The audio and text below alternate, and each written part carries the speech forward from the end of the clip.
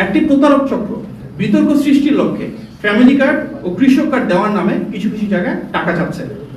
BNP chairman জনাব তারেক রহমানের নারীর ক্ষমতায়ন এবং কৃষকের সমৃদ্ধির জন্য ফ্যামিলি কার্ড ও কৃষক কার্ড প্রদানের যে পরিকল্পনা ইতিমধ্যে তা দেশব্যাপী আলোচিত হয়েছে, সমাদৃত হয়েছে।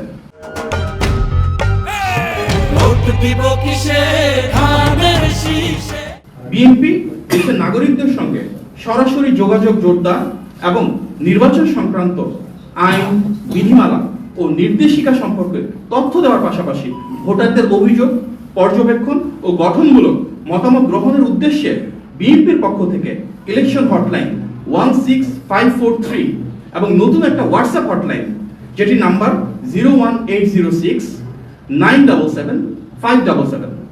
আমি আবারও বলছি, সরাসরি যেটা হটলাইন ফোন করার জন্য সেটা হচ্ছে 16543 আর হোয়াটসঅ্যাপের জন্য 01806-977-577। সেখানে যোগাযোগ করার সুযোগ রয়েছে। শহর ও গ্রাম সহ পুরো দেশব্যাপী সকল নাগরিককে সম্পৃক্ত করে একটি স্বচ্ছ, গ্রহণযোগ্য এবং নাগরিক বান্ধব নির্বাচন পরিচালনা এবং পরিবেশ গড়ে তোলাই আমাদের মূল লক্ষ্য। ইতিমধ্যে এই হটলাইনের মাধ্যমে অসংখ্য মানুষ যোগাযোগ করেছেন, বিভিন্ন বিষয়ে সমাধান পেয়েছেন। হটলাইন থেকে জানতে পারা একটি বিষয়ে আপনাদের দৃষ্টি আকর্ষণ করতে যাচ্ছি। একটি প্রতারক চক্র বিতর্ক সৃষ্টির লক্ষ্যে ফ্যামিলি কার্ড ও কৃষক কার্ড দেওয়ার নামে কিছু কিছু জায়গায় টাকা চাচ্ছে।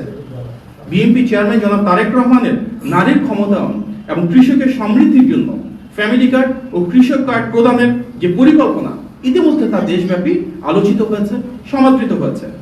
বিএনপি যদি জনগণের ভোটে রাষ্ট্র পরিচালনার দায়িত্ব পায়, ইনশাল্লাহ তখন সম্পূর্ণ বিনামূল্যে এবং যথাযথ ব্যক্তিদের হাতে রাষ্ট্রীয় উদ্যোগে এই কার্ডগুলো পৌঁছে দেওয়া হবে।